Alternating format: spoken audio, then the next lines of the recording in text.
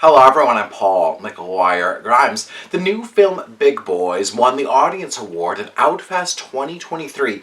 It's now available to rent or buy digitally through on-demand platforms, and I want to talk about it. This is Paul's trip to the movies.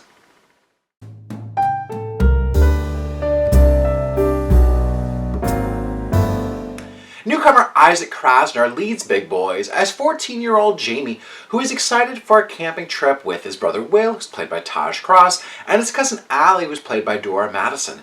He's a smart, self-sufficient kid who loves the barefoot Contessa. He's also tall, overweight, and quietly understanding his sexuality.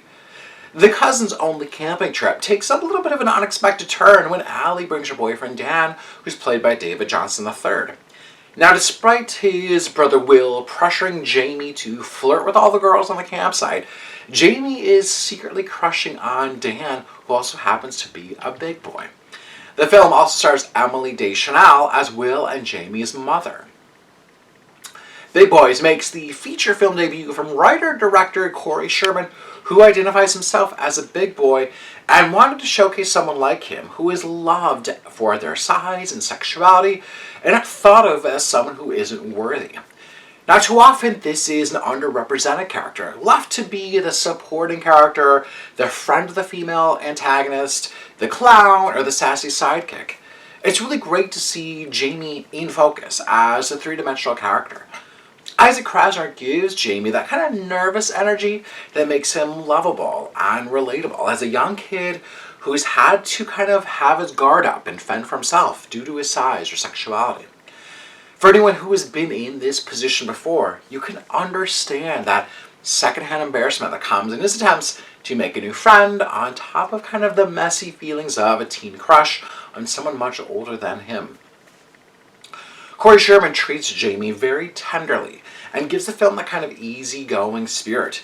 He's not overly sentimental, but it's full of heart and humor along the way. Now, it's not blatant up front if Jamie is gay, but rather lets him live kind of in that muddy space where he will realize that he's gay, but he's trying to figure out what these feelings really mean. I think special attention is really made in kind of the unspoken moments, that kind of unspoken understanding from one character to the next. There's no real villain here or physical action to propel the story forward. The conflict really in Big Boys is one of an internal one for Jamie. It's a cute story, and you can feel the personal connection that Corey Sherman brings to this film.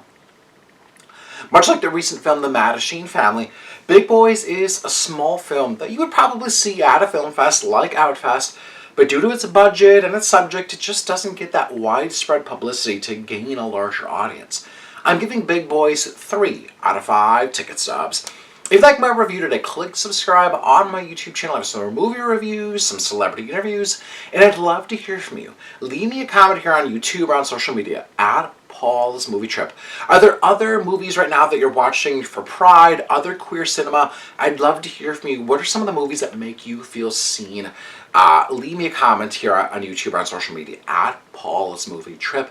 And then go to my website, paulstriptothemovies.com, for even more reviews. Thank you so much for watching my review of Big Boys.